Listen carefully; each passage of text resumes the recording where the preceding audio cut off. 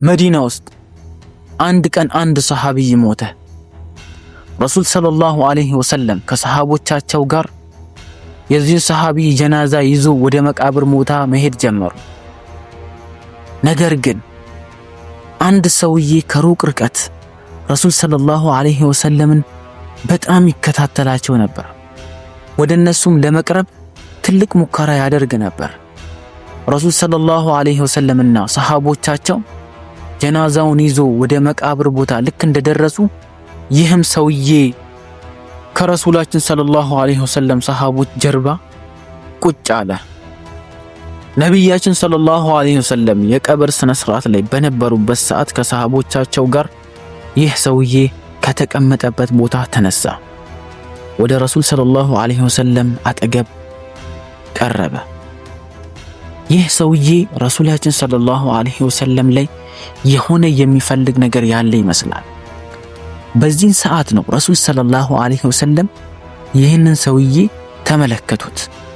ወዲያውኑ ረሱል ሰለላሁ ዐለይሂ ወሰለም ይህ ሰውዬ ምን እንደሚፈልግ የገባቸው። ይህ ሰውዬ ወደ ረሱላችን ሰለላሁ ዐለይሂ ወሰለም በጣም ከቀረበ በኋላ ረሱላችን ሰለላሁ ዐለይሂ ወሰለም ከጀርባቸው ላይ ልብሳቸውን ፈገግ አደረጉ። በዚህ ሰዓት ነው ይህ ሰውዬ የረሱላችን ሰለላሁ ዐለይሂ ወሰለም ጀርባቸው ላይ አንድ ምልክት አየ።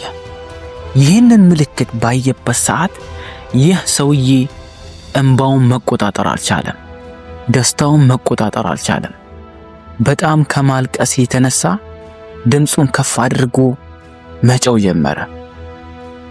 በዚህ ሰዓት ነው ሰሃቦች ረዲየላሁ ዐንሁም የቀብር ስነ ስርዓቱን ትቶ ይህንን ሰውዬ ማየት ጀመሩ። ይህ ሰውዬ ማን ነው? ለምን ነው የሚያለቅሰው? ምን ፈልጎ ነው ብሎ ሰሃቦች እርስ በራስ መጠያየቅ ጀመሩ። በዚህ ሰዓት ነው ረሱል ሰለላሁ ዐለይሂ ወሰለም ወደዚህ ሰውዬ መጡና ከዛ በኋላ አንተ ማን ነህ? ለምንድን ነው የምታለቅሰው? ብሎ ረሱል ሰለላሁ ዐለይሂ ወሰለም ይህንን ሰውዬ መጠየቅ ጀመሩ። ይህም ሰው እንዲህ በማለት ለረሱላችን ሰለላሁ ዐለይሂ ወሰለም ታሪኩን መናገር ጀመረ። እኔ በመዲና ውስጥ የአንድ የሁዲ ባሪያ ነኝ። ነገር ግን እኔ ልክ እንዳሁኑ ከዚህ በፊት ባሪያ አልነበርኩኝም። እንደውም የኔ ትስስር ከዓለማችን ሱፐር ፓወር ከሆነችዋ ከፐርሺያ ኤምፓየር ጋር ትስስር ያለኝ ሰው ነኝ።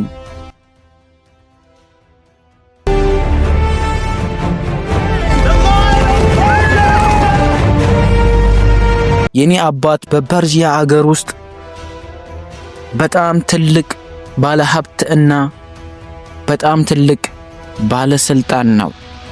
ይሄ ሰው ነው ከትንሽ ጊዜ በኋላ የረሱላችን ሰለላሁ ዐለይሂ ወሰለም ቅርብ ሰሃቢይና እሱ ባስቀመጠው ስትራቴጂ መዲና ውስጥ ያሉ ሰሃቦች ሙስሊሞችና መዲና ልትተርፍ የቻለችው። ይህ ሰው ስሙ ሳልማን አልፋሪስ ይባላል። ሰብስክራይብ። ሳልማን አልፋሪስ በፋሪስ ሀገር ውስጥ ጄ በምትባል ከተማ በዚህ ሰዓት ኢራን አስፋሃን በሚባል ከተማ ውስጥ ነበር ተወልዶ ያደገው። ሳልማን አልፋሪስ በአገሪቷ ውስጥ በጣም ትልቅ በሚባል ቤተሰብ በሀብታም ቤተሰብ ውስጥ ነው የተወለደው። የሳልማን አባት ሳልማንን ከልክ በላይ ነው የሚወደው። እሱን ከመውደዱ የተነሳ ከቤት እንኳን እሱ ከሱ ጋር ካልሆነ እንጂ ለብቻው በፍጹም እንዲወጣ አይፈቅድለትም። የሳልማን አልፋሪስ አባትና የሳልማን አባት እምነታቸው የነበረው በዛን ሰዓት በፐርሺያ ሀገር ውስጥ የታወቀው የእሳት አምልኮ እምነት ነበር። የሳልማን አባት በእምነታቸው ስነ ስርዓት ላይ የእሳት የማቀጣጠል ስልጣን የሳልማን አልፋሪስ ቤተሰብ ነበር የያዘው። ሳልማንም እሳት የማቀጣጠል ስነ ስርዓቱን ከአባቱ ጋር ያስካሂድ ነበር። እሳት አመቱ ሙሉ እንዳይጠፋ በቀን 24 ሰዓት እንዲነድ የማድረግ ስራ የነሱ ነበር። ሳልማኑል ፋሪስ በዚህ ሁኔታ ላይ ለረጅም ጊዜ ቆየ። አሁን የወጣትነት ዕድሜውም ደርሷል። የሳልማኑል ፋሪስ አባት ከቀናት አንድ ቀን በጣም ቢዚ ነበር። ሳልማኑል ፋሪስን ጠራውና ልጄ አንተ አሁን ወጣት ነህ፣ ራስህን ችለህ ወጥተህ መግባት ትችላለህ። እኔ ደግሞ ዛሬ በጣም ቢዚ ነኝ። ስለዚህ ዛሬ አንተ እኔ ከምሰራው ስራ ላይ ግማሹን ከቨር ልታረግልኝ ይገባል አለው። ስለዚህ አንተ ዛሬ ወደ እርሻው ቦታ ሄደ ሰራተኞችን በስነ ስርዓት ማሰራት አለብህ። ስራውን በስነ ስርዓት መቆጣጠር አለብህ፣ እኔ ልክ እንደማደርገው ይለውና ትልቅ ማስጠንቀቂያ ይሰጠዋል። ሳልማኑል ፋሪስ በዚህ ነገር ላይ በጣም ተደሰተ። ለመጀመሪያ ጊዜ ራሱን ችሎ ስራ መስራት፣ ራሱን ችሎ ከቤት ወጥቶ መመለስ፣ ይሄንን ለረጅም ጊዜ ሲጠብቀው የነበረው ስለሆነ በጣም ደስተኛ ነበር። ሳልማኑል ፋሪስም የአባቱን ስራ ለመወጣት በጠዋት ከቤት ይወጣል። ልክ ከቤት እንደወጣ መንገድ ላይ የሆነ የሚገርም ድምጽ ይሰማል። ይሄ ድምጽ የሚወጣው ከቸርች ውስጥ ነው። ይሄ ድምጽ ከሩቅ በጣም ማረከው። ስለዚህ ይሄ ድምጽ ከየት እንደሚወጣ ማወቅ ፈለገ። ወደ ቸርቹ ጠጋ አለ። ከዛ በኋላ ቸርች ውስጥ በጣም ብዙ የተሰበሰቡ ሰዎች ቁጭ ብሎ ሲዘምሩ ሰማ። ይሄ ነገር ማረከው። ስራውን ትቶ ወደ ቸርች ውስጥ ገባ። ይሄ የነሱን መዝሙር ማዳመጥ ጀመረ። በጣም ተማረከ፣ ተደሰተ። እንደዚህ አይነት ነገርም አለ እንዴ አለ። ከዛ በኋላ ሰዎቹ መዝሙራቸውን ጨርሶ ከተለያዩ በኋላ እዛ ውስጥ የቀረውን አንድ ቄስ እንዲህ ብሎ ጠየቀው፣ የእናንተ እምነት ምንድነው? እናንተ ምንድነው የምታመልኩት? የእናንተን እምነትስ መቀበል ብፈልግ ምን ማድረግ አለብኝ ብሎ ይጠይቀዋል። ሳልማኑል ፋሪስ በጣም ከተማረከ የተነሳ እምነታቸውን መቀበል ፈለገ። ቄሱም ሁሉንም ነገር ይነግረዋል። ሳልማኑል ፋሪስ ወዲያው የነሱን እምነት ክርስትናን ይቀበላል። ቄሱንም እንዲህ ብሎ ጠየቀው፣ እኔ የእናንተን እምነት በጥልቅ መማር ብፈልግ ማን ነው የሚያስተምረኝ? ማጋ መሄድ አለብኝ ብሎ ቄሱን ይጠይቀዋል። ቄሱም እንዲህ አለ፣ አንተ ትክክለኛ የሆነ ጥልቅ የክርስትናን እምነት ማወቅ የምትፈልግ ከሆነ የፐርጂያን ኢምፓየር ለቀ ወደ ሮም ኢምፓየር ገብተ እዛ ሀገር ውስጥ ትላልቅ ቄሶች አሉ፣ እዛ መማር ትችላለህ ይለዋል። ሳልማኑል ፋሪስ ቀኑ ሙሉ በዚህ ካሳለፈ ማታ ወደ ቤት ይመለሳል። ምንም አይነት አባቱን ያዘዘው ስራ ሳይሰራ ማታ ላይ አባቱ በር ፊት ለፊት ላይ ቆሞ ይጠብቀዋል። ልክ ሳልማኑል ፋሪስ እሱ ጋር ሲመጣ ያዘውና አንተ ቀኑ ሙሉ የት ነው ያልከው? እኔ የሰጠኸውን ስራ ለምን ሳትሰራና የት ቆይተን የመጣው ብሎ በንዴት ይጠይቀዋል አባቱ። ሳልማኑል ፋሪስም ቀኑ ሙሉ የዋለበትን ስራ ቀኑ ሙሉ የዋለበትን ሁኔታ ይነግረዋል። አባቴ እኔ እንደዚህ አይነት ድምጽ ሰምቼ ወደ ቸርች ሄጄ የነሱ እምነት እሳት ከማምለክ የተሻለ መሆኑ ስለገባኝ የኛን እምነት ለቅቄ የነሱን እምነት ተቀብዬ መጣው ብሎ ይነግረዋል። አባትየውም በጣም ይናደዳል። እኔ ይሄንን ቀን ነበር የፈራሁት እስከዛ ድረስ፣ ስለዚህ አንተ ከአሁን በኋላ ከዚህ ቤት አትወጣ ብሎ ቤት ውስጥ ያስረዋል። ሳልማኑል ፋሪስ ከቄሱ ጋር ከመለያየቱ በፊት ሮማ ሀገር ሄዶ መማር እንደሚችል ቄሱ ነግሮት ነበር። ስለዚህ ምን አደረገ? ከሌላ ሀገር የሚመጡ ነጋዴዎች፣ መንገድ የሚያውቁ ነጋዴዎችን ተደብቆ ወደ ሮማ ሀገር እንዲያደርሱት እነሱን መጠየቅ ጀመረ። እናንተ ወደ ሮማ ሀገር እኔን የምታደርሱኝ ከሆነ እናንተ የምትፈልጉትን ገንዘብ ያህል እሰጣችኋለሁ አላቸው። ገንዘቡንም አዘጋጅቶ ሰጣቸው። ቀን ተቀጣጠሩ። የሚነሱበት ቀን ነገሩትና በዚህ ቀን እንገናኛለን ተባብሎ ተለያዩ። ሳልማኑል ፋሪስ እንደምንም አመቻቸና ከቤት አምልጦ ወጣ። ወደ ሮም ጉዞ አደረገ። ሮም ሀገር ልክ እንደደረሰ በጣም አንድ ትልቅ ቄስ ጋር ተገናኘ። እሱንም እንዲህ ብሎ ጠየቀው፣ እኔ የእናንተን እምነት መማር ፈልጋለሁ። ስለዚህ እኔ አንተን እከድማለሁ፣ አንተ የምትፈልገውን ነገር እንዳለ አደርግልሃለሁ። አንተ የእናንተን እምነት በጥልቅ አስተምረኝ ብሎ ይጠይቀዋል። ቄሱም ደስ በሚል ሁኔታ ይቀበለዋል። ከትንሽ ጊዜ በኋላ ከቄሱ ጋር ከቆየ በኋላ ይሄ ቄስ ሌባ እንደሆነ ይገባዋል። ምክንያቱም ከዛ ሀገር ሀብታሞች ላይ ገንዘብ ይለቃቅምና ለደሆች ነው የምሰጠው ብሎ ገንዘቡን ራሱ ጋር ያጠራቅም ነበር። ነገር ግን ይሄም ቄስ እድሜው የገፋ ስለነበረ ረጅም ጊዜ አልቆየም። ሳልማኑል ፋሪስ እሱ ጋር ረጅም ጊዜ ሳልቆይ ይሄ ሰውዬ ታሞ ይሞታል። ልክ የሚሞትበት ጊዜ ላይ ሳልማኑል ፋሪስ ይህንን ሰውዬ ህዝቦቹ በክብር ሊቀብሩት ነበር። ነገር ግን ሳልማኑል ፋሪስ ይሄ እናንተ በክብር ልትቀብሩት የምትፈልጉት ሰውዬ ሌባ ነው ብሎ ያጋልጠዋል። ሰዎቹ ይናደዳሉ። ሳልማኑል ፋሪስን አንተ ማን ሆነ ነው እንደዚህ የምትለው ብሎ እሱን ሊመቱት ሲመጡ ሳልማኑል ፋሪስ እንዲህ ብሎ ተከላከለ። እኔን ከመምታታችሁ በፊት የማሳያችሁ ነገር አለ ብሎ ሰዎቹን ይሰበስብና ወደ ቄሱ ቤት ይወስዳቸውና እሱ ሲያጠራቅም የነበረውን ገንዘብ ያሳያቸዋል። ሰዎቹ በጣም ተናደዱ። በዚህ ቄስ እንዴት ከሀብታሞች ላይ የለቀመውን ገንዘብ ለደሃ ሳይሰጥ ራሱ ጋር ያጠራቅማል ብሎ ሬሳውን አወጡት። ከዛ እንጨት ላይ ሰቀሉት። የሞተውን ሬሳ እዛው በድንጋይ ሲደበድቡት ነበር እስኪ በሰበስ ድረስ ማንም ዞር ብሎ አላየው። ከትንሽ ጊዜ በኋላ ሳልማኑል ፋሪስ ቤተክርስቲያን ውስጥ ቆየ። ሌላ ትልቅ በጣም የተከበረ ቄስ አመጡለት። ይሄ ቄስ ደግሞ በጣም ጎበዝ ነበር፣ በጣም ታማኝ ነበር፣ ግን እድሜው የገፋ ነው። ሳልማኑል ፋሪስ ከዚህ ቄስ ላይ በጥልቅ መማር ጀመረ የክርስትናን እምነት። በሚያሳዝን ሁኔታ ይህም ቄስ እድሜው የገፋ ነበር። ከዛ በኋላ ወደ ሞት አፋፍ ልክ እንደቀረበ ሳልማኑል ፋሪስ እንዲህ ብሎ ጠየቀው፣ እኔ ካንተ በኋላ የእናንተን እምነት ከማላይ ልማር ብሎ ይጠይቀዋል። ይህም ቄስ እንዲህ ብሎ ይመልስለታል፣ ግን አንድ ጓደኛ መውሲል በምትባል ቦታ ላይ አለ። የእምነታችንን ትክክለኛ ዕውቀት የምትፈልግ ከሆነ ከቻልክ እሱ ጋር ሄደ መማር አለብህ ብሎ ይነግረዋል። ሳልማኑል ፋሪስም ይሄ ሰውዬ ከሞተ በኋላ ዕቃውን ይሰበስብና ወደ መውሲል የምትባል ቦታ ይሄዳል። እዛም ሲሄድ ያገኘው ቄስ ልክ እንደዛው እድሜው ይገፋ ነበር። ከትንሽ ጊዜ በኋላ ይህም ቄስ ይሞታል። ይህንንም ቄስ ቅድም የጠየቀውን ጥያቄ ደግሞ ይጠይቀዋል። እኔ ካንተ በኋላ ከማላይ ልማር ብሎ ሲጠይቀው ከኔ በኋላ የኔ አንድ ጓደኛ አለ፣ ይሄ ጓደኛዬ አሙሪያ በምትባል ቦታ ላይ ነው ያለው፣ ከሱ ላይ ሄደ መማር ትችላለህ ይለዋል። እዛ ሄዶ ይማራል።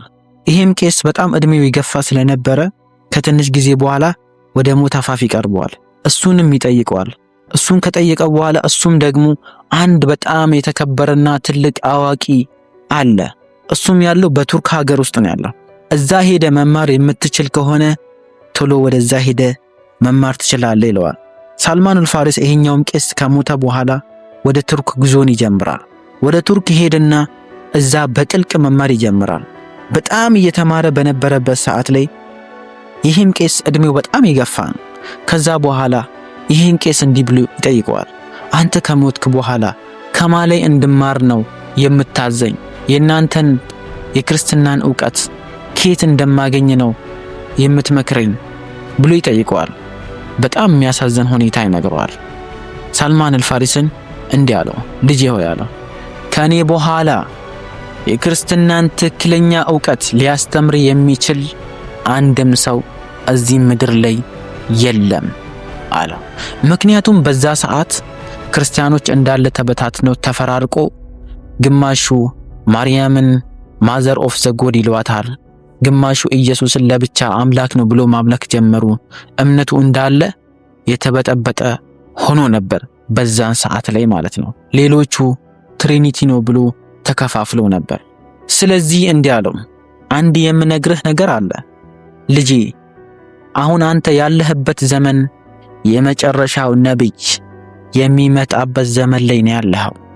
ስለዚህ ከቻልክ እኔ የሱን መስፈርት የሱን ሲፋ እሰጥሃለሁ። አንተ እዛ ሄደ መማር የምትችል ከሆነ እዛ ሄደ ከሱ ላይ እምነቱን ተቀብለ እሱን መከተል ይኖርብሃል ይለዋል። ይሄ ቄስ ማለት ነው። ሳልማኑል ፋሪስ በጣም ደስ ይለዋል። የመጨረሻውን ነብይ ያገኛለሁ እሺ ብሎ ይጠይቀውና ምን አይነት ሲፋ ነው የሱስ መስፈርቱ ምንድነው የሱን ነብይነት እውነተኛ ነብይ መሆኑን በምንድነው ማውቀው ብሎ ይሄንን ቄስ ይጠይቀዋል። ይህም ቄስ እንዲህ ብሎ ይነግረዋል። የመጨረሻው ነብይ አለ በነብዩላህ ኢብራሂም መንገድ ላይ ነው የሚላከው። በአረብ ሀገር ውስጥ ነው የሚላከው። በቴምር ዛፍ ወደ ተሞላችው ሀገር ነው ሂጅራ የሚያደርገው። ይህቺ ሀገር ደግሞ በትላልቅ ጋራዎች የተከበበች ናት። ይህ የመጨረሻው ነብይ ሀዲያ ይቀበላል፣ ሀዲያ ይበላል። ነገር ግን ሰደቃ በፍጹም አይበላም። የመጨረሻው ምልክት ደግሞ በጀርባው ላይ የነብይነት ማህተብ አለው ብሎ ለሳልማኑል ፋሪስ ይነግረዋል። ሳልማኑል ፋሪስ እሱ የነገረውን ነገር እንዳለ በጭንቅላቱ ውስጥ ያፍዝና ይሄ ሰውዬ ከሞተ በኋላ ወደ አረብ ሀገር ለመጓዝ ዝግጅቱን ይጀምራል። ሰብስክራይብ። ሳልማኑል ፋሪስ ያለውን ነገር ንብረት እንዳለ ሰበሰበና ወደዛ ለመጓዝ ወደዛ የሚያደርሱትን ሰዎች መፈለግ ጀመረ። ከዛ በኋላ የሆኑ ነጋዴዎች ጋር ተገናኘ። እነሱ ጋርም እንዲህ በማለት ይስማማል። እናንተ ወደ አረብ ሀገር እኔን የምትወስዱኝ ከሆነ ያለኝን ንብረት፣ በጎች፣ ከብቶቼን፣ ሀብቴን እንዳለ እሰጣቸዋለሁ አላቸው። እነሱም በደስታ እሺ አሉ። ከዛ በኋላ እሱን ይዞት ወደ አረብ ሀገር መጓዝ ጀመሩ። ልክ ወደ አረብ ሀገር በሚሄዱበት ሰዓት ላይ ወደ መዲና ያለች አንድ ቅርብ ሀገር ነበረች።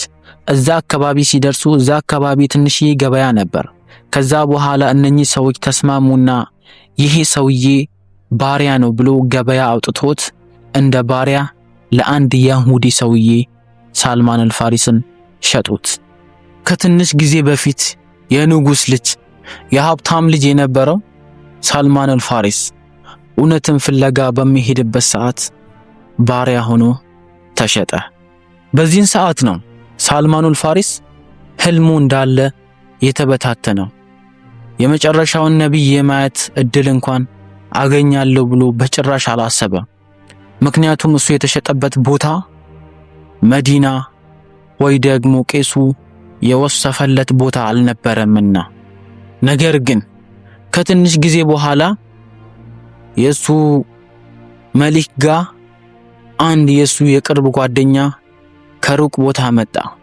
ከዛ በኋላ ሳልማኑል ፋሪስን እዛ አየውና ይሄንን ባሪያ ሽጥልኝ አለው። ከዚህ ይሁዲ ላይ ይሄንን ባሪያ ገዛና ወደ አገሩ ወስዶት ተመለሰ። ልክ ሳልማኑል ፋሪስን ወደ አገሩ ይዞ ሲሄድ ሳልማኑል ፋሪስ በጣም ተገረመ። ይሄንን ቦታ ከዚህ በፊት የሚያውቀው አይነት ቦታ መሰለው። ልክ ቄሱ እንደወሰፈለት በትምር ዛፍ የተሞላች ሀገር፣ በትላልቆች ጋራ የተከበበች ሀገር ሆኖ አገኛት። ከዛ በኋላ በጣም ተደሰተ። ከትንሽ ጊዜ በኋላ እዛ ሀገር ውስጥ እየሄደ እዚህ ሀገር ነብይ ተልኳል እንዴ? ነብይ አለ እንዴ? የመጨረሻው ነብይ አለ እንዴ? እያለ መጠየቅ ጀመረ። በሚያሳዝን ሁኔታ በዛን ሰዓት ምንም አይነት ነብይ እዛ ሀገር ውስጥ አልነበረምና እንደዚሁ ከንቱ ሆነ። ሳልማኑል ፋሪስም ለትንሽ ጊዜ በዚሁ ባርነት ውስጥ ቆየ። ከዛ በኋላ አንድ ቀን ይሄ ሳልማኑል ፋሪስን የገዛው ይሁዲ ሳልማኑል ፋሪስን ስራ እያሰራው በነበረበት ሰዓት ላይ አንድ የዚህ ይሁዲ ጓደኛ እየሮጠ ወደሱ መጣ። በንዴት እንዲህ ያለ ለሱ አንድ ነገር ነገረው። ምንድናቸው ግን እነኚህ የመዲና ሰዎች? ከመካ አንድ ነብይ ወደኛ ሀገር እየመጣ ነው ብሎ ተሰልፎ እሱን ለመቀበል አቀባበል እያደረጉለት ነው ብሎ ለዚህ ለጓደኛው ይነግረዋል። ሳልማኑል ፋሪስ በዚህን ሰዓት ላይ እኔ የተምር ዛፍ ላይ ነበርኩኝ አለ። ይሄንን ዜና ስሰማ ከተምር ዛፍ ላይ ወድቄ የኔ መሊክ ላይ ወድቄ ነበር አለ። ከዛ በኋላ ልክ የኔ መሊክ ወደ ቤት ሲመለስ ይሄንን የሱን ጓደኛው ያስኩትና ምን ነበር አንተ ስትል የነበረው? ማን ነው ይሄ ነብይ የሚባለው? ከየትስ ነው የመጣው ብሎ ብዬ ይሄንን የሱን ጓደኛ እየጠየቅኩኝ በነበረበት ሰዓት ይሄ የመሊኩ ጓደኛ ተናደደና አንተ ምን አገባ? አንተ ባሪያ ነህ፣ እንደዚህ አይነት ነገር ላይ ምን አስከተተ? ሂድ ስራህን ስራ ብሎ በቦክስ መታው። ነገር ግን ሳልማኑል ፋሪስ ከመቶ እርግጠኛ ነበር ይሄ ነብይ ያ ቄሱ አስተማሪው የወሰፈለት ነብይ እንደሆነ ከመቶ እርግጠኛ ነበር። ነገር ግን ለማረጋገጥ ያህል አስተማሪው ያለውን ነገር እንዳለ ማድረግ ጀመረ። ከቀናት አንድ ቀን እረፍት ወሰደና ትንሽዬ ቴምር ሰበሰበና ወደ ረሱላችን ሰለላሁ ዐለይሂ ወሰለም ወዳሉበት ቦታ ሄደ። ከዛ በኋላ ይሄ እኔ ይዤላችሁ የመጣሁት ለእናንተ ነብይ ሰደቃ ነው ብሎ ሰጣቸው። ከዛ በኋላ ከሩቅ እየተመለከተ ነበር። ረሱል ሰለላሁ ዐለይሂ ወሰለም ይሄን ነገር ተቀበሉና ከላዩ ላይ አንዲትም ፍሬ ሳይወስዱ ለሰሃቦቻቸው ሰጥቶ ሰሃቦቻቸው እንደዛ በሉት። ረሱል ሰለላሁ ዐለይሂ ወሰለም ግን አንዲትም ፍሬ እንኳን አልቀመሱም ነበር። ሰልማኑል ፋሪስም ይሄ ነብይ መሆኑን የተወሰነ ፐርሰንት የሚቀረኝ ነገር አለና በሚቀጥለው ጊዜም ቴምር ሰበሰበና ወደ ረሱል ሰለላሁ ዐለይሂ ወሰለም መጥቶ ይሄ ለናንተና ለነብያችን ሰለላሁ ዐለይሂ ወሰለም ስጦታ ነው ብሎ ሰጣቸው። ልክ ሲሰጣቸው ረሱል ሰለላሁ ዐለይሂ ወሰለም እሱ ካመጣው ስጦታ ላይ ትንሽዬ በሉ፣ የቀረውን ደግሞ ለሰሃቦቻቸው ሰጣቸው።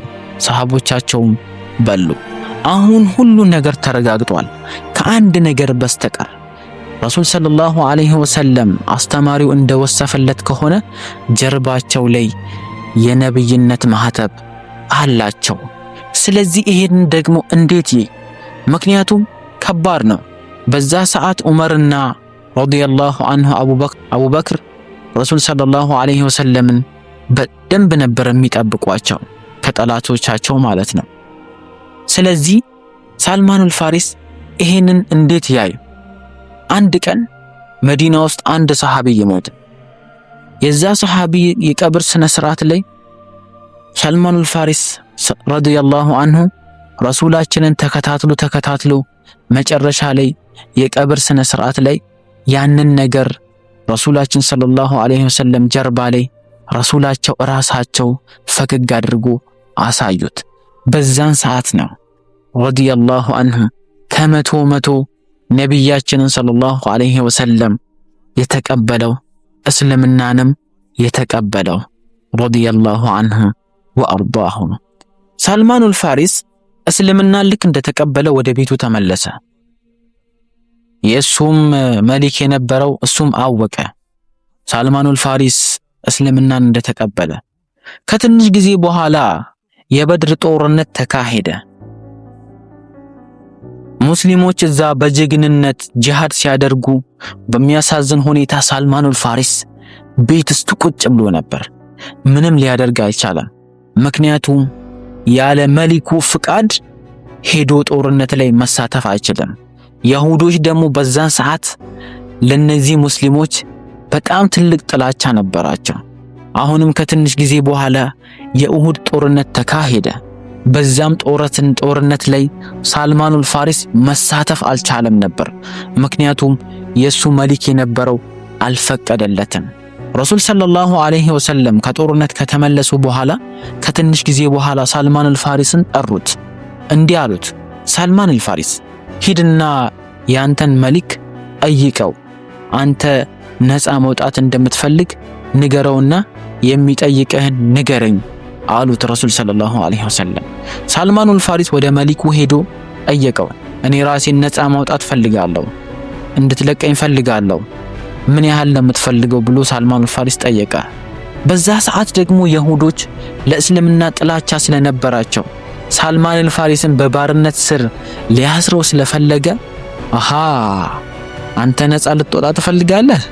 ኦኬ፣ እንደዛ ከሆነ እኔ የምፈልገውን ነገር መክፈል አለብህ አለው። ምንድነው የምከፍለው? ምን ያህል ነው የኔ ዋጋ ብሎ ሰልማኑል ፋሪስ ሲጠይቀው ያንተ ዋጋ 300 የተምር ዛፍና ከነመሬቱ 40 የወርቅ ቁራጭ ነው ብሎ ነገረው። ሰልማኑል ፋሪስ ተገረመ። ምክንያቱም በዛ ሰዓት አንድ ባሪያ አረለም በቴምር ዛፍና በመሬትና በአንድ የወርቅ ቁራጭ እንኳን ነፃ ራሱን የሚያወጣበት ሰዓት ላይ ነበርና ማለት ነው። ሳልማኑል ፋሪስ ወደ ረሱል ሰለላሁ ዐለይሂ ወሰለም ተመለሰ።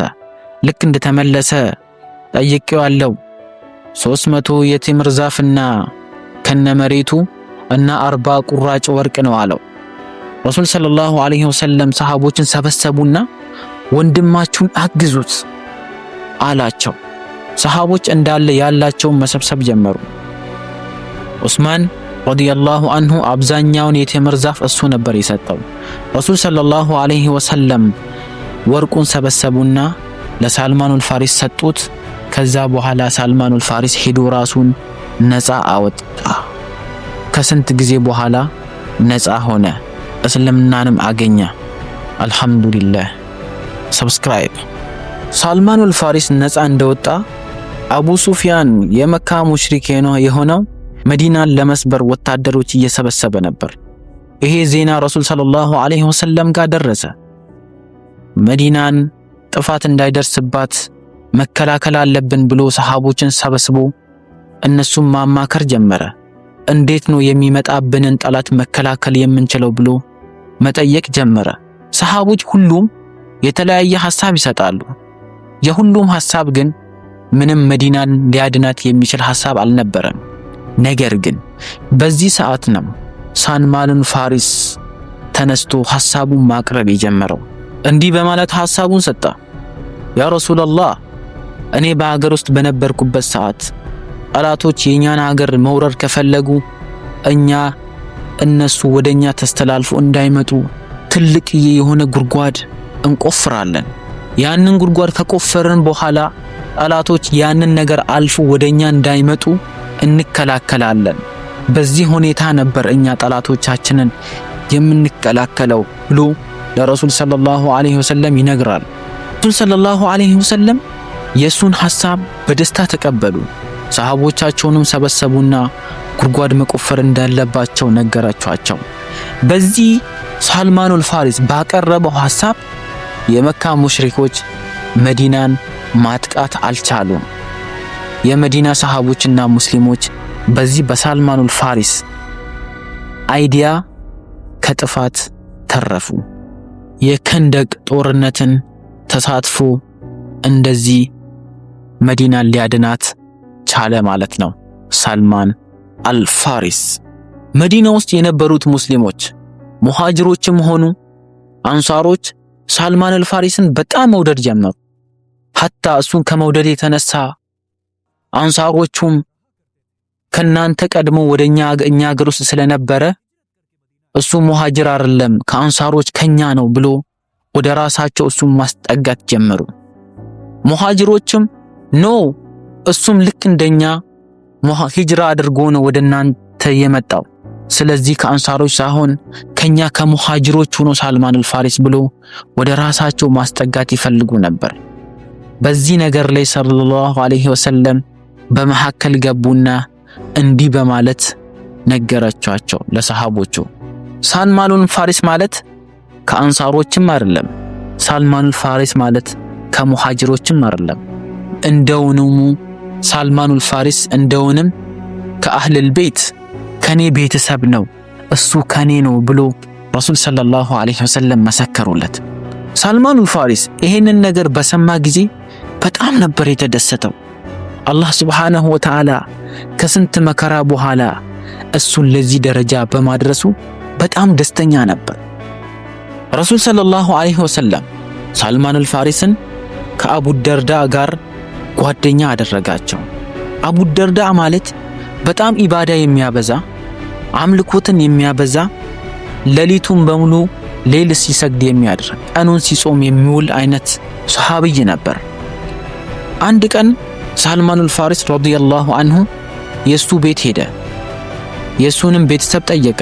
ስለ አቡ ደርዳ እንዴት ነው ብሎ ሲጠይቋቸው ከዛ በኋላ የአቡ ደርዳ ሚስት እንዲህ ብላ ነገረችው። አቡ ደርዳ ማለት በጣም ኢባዳ የሚያበዛ ሰው ነው። ለቤተሰቡና ለኔ እንኳን ለቤቱ እንኳን ጊዜ አይሰጠንም ብላ ነገረችው። ሳልማኑል ፋሪስ አንድ ቀን ከአቡ ደርዳ ጋር ለመዋል ወሰነ። ከዛ በኋላ ወደ ቤት አቡ ደርዳ ሳልማን አልፋሪስን ወሰደው። ሳልማን አልፋሪስ ልክ ቤት እንደሄደ የአቡ ደርዳ ሚስት ምግብ አቀረበችላቸው። አቡ ደርዳ እኔ ጾም አለኝ አልበላም አለው። ከዛ በኋላ ጾምህን አፍርስና ብላ አለው ሳልማን አልፋሪስ። አቡ ደርዳ የእሱን ቃል ሰማና ጾሙን አፍርሶ በላ። ሌሊትም ትንሽ ሰገዱና ሳልማን አልፋሪስ አረፈ። አቡ ደርዳ ደግሞ ሰላቱን ሊቀጥል ነበር። ከዛ በኋላ ሳልማን አልፋሪስ ሰላትህን አቁምና እረፍት አድርግ፣ ለሚስትህም ሰዓት ስጣት ብሎ ነገረው። አቡ ደርዳ ቅር እያለው እሺ አለው። ከዛ በኋላ ለሚስቱም ጊዜ ሰጠ። ጠዋት ላይ አቡ ደርዳ ወደ ረሱላችን ሰለላሁ ዐለይሂ ወሰለም ሄደና ማታና ቀን ከሳልማን አልፋሪስ ጋር ያሳለፈውን ነገር ነገረው። ሳልማን አልፋሪስ ለአቡ ደርዳ እንዲህ አለው፣ ለሰውነትህም ሐቅ አለብህ፣ ለአምላክህም ሐቅ አለብህ፣ ለቤተሰብህም ሐቅ አለብህ እንዲህ ብሎ ነገረኝ ብሎ ለረሱል ሰለላሁ ዐለይሂ ወሰለም ነገራቸው። ረሱል ሰለላሁ ዐለይሂ ወሰለም ልክ ይህን ነገር እንደሰሙ ሳልማን አልፋሪስ እውነቱን ነው ያለው ብሎ እሱ ያለውን ነገር አጠነከሩለት። ትክክል ነው ያለው እሱ እንዳለ አድርግ አሉት፣ ለአቡ ደርዳ ማለት ነው ረዲየላሁ ዐንሁ። ይሄ ብቻ አይደለም፣ አልይ ኢብኑ አቢ ጣሊብ ረዲየላሁ ዐንሁ ሳልማን አልፋሪስን የዘመናችን ሉቅማኑል ሐኪም ብሎ ነበር ሲሰይመው የነበረው ማለት ነው። ሳልማን አልፋሪስ ወደ ረሱል ሰለላሁ ዐለይሂ ወሰለም ከቀረቡት ሰሃቦች ትልቁ ነበር። ሐታ ወደ ሌሎች ሀገር ወደ ፐርጂያ ወደ ፓሪስ ሀገር መልእክት እንኳን ሊጽፉ ሲፈልጉ ረሱል ሰለላሁ ዐለይሂ ወሰለም ሳልማን አልፋሪስ ነበር ጽፎ የሚሰጣቸው። ለመጀመሪያ ጊዜ ቁርአንን በሌላ ቋንቋ ትርጉሙ የጻፈው የመጀመሪያው ሰሃቢ እሱም ሳልማን አልፋሪስ ነበር። ወደ ፋሪስኛ ቋንቋ ጽፎ የነበረው ሰሃባ ማለት ነው። ነቢያችን ሰለላሁ ዐለይሂ ወሰለም ከዚህ ምድር ላይ ከሄዱ በኋላ ራሱ ሳልማን አልፋሪስ የወታደሮች መሪ ነበር። ዑመር ኢብኑ ኸጣብ ረዲየላሁ ዐንሁ እሱን እንዳዘዘው ወደ ፋሪስ ሀገር ሄዶ እነሱም በጦርነት ከመክፈቱ በፊት ዳዕዋ አድርጎ ወደ እስልምና እንዲጠራቸው ሳልማን አልፋሪስን ነበር ያዘዘው። ህዝቦቹ ግን የሱን ዳዕዋ አንቀበልም ሲሉ ፓርሺያን በጦርነት ከፈቷት። ከዛ በኋላ ዑመር ኢብኑ ኸጣብ ረዲየላሁ ዐንሁ ሳልማን አልፋሪስን ፐርሺያን ሀገር እንዲያስተዳድራት አዘዘው። ከዛ አገር የንጉስ ልጅ ነበር። ከዛ ሀገር ወጥቶ መዲና ሄዶ ቱርክ ሀገር ሄዶ ሮማ ሀገር ሄዶ እንዲዞሩ ዞሮ መጨረሻ ላይ ተመልሶ የፐርሺያ ንጉስ ሆነ ሳልማን አልፋሪስ። ሳልማን አልፋሪስ የመጨረሻ ህይወቱ አካባቢ ላይ ሚስቱን እንዲህ አላት፣ ቤቱን አጽጂልኝ፣ ልብሴንም ሽቶ ቀባቢልኝ፣ በአጠገቤ ሽቶ ቁጭ አድርጊልኝ፣ ከዛ በኋላ በሩን ክፈችልኝና አንቺ ወደ ውጪ ሆኚ፣ ምክንያቱም አሁን በጣም የተወደደና የተከበረ የአላህ እንግዳ ወደኔ ሊመጣ ነው አላት። ይሄ እንግዳ መለኩል መውት። ሰብስክራይብ